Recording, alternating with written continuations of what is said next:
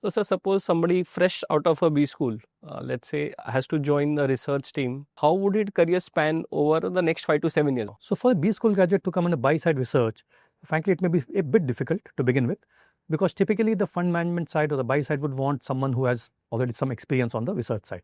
But there are many companies which also hire from the fresh on the fresh side. So if you are a fresh grad, you need to show deep interest prior to applying for a job, that why should you be taken on the research side, which means that when you apply for a job, you have to be reasonably sure that I have seen this in some way, I like it, and that enthusiasm should get reflected when you apply for a job. And when you get a fresh job in a buy side research, typically you'll be allotted one sector. So all this number crunching and meeting companies and reading annual reports and all those stuff and following the quarterly results, all that may be your first job for you. Over a period of time, you will realize that, yeah, it looks very interesting, I'm very interested. And among this, no end to this learning, right? It's not a 8 hours job. It can be actually a 24-hour job.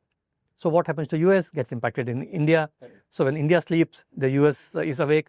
Over a period of time, if you show good results in that, you will be given multiple sectors. So in 5 years, mostly say you'll cover 2 or 3 big sectors. And then over a period of time, you need to decide whether you want to continue into research or you move to actually managing money.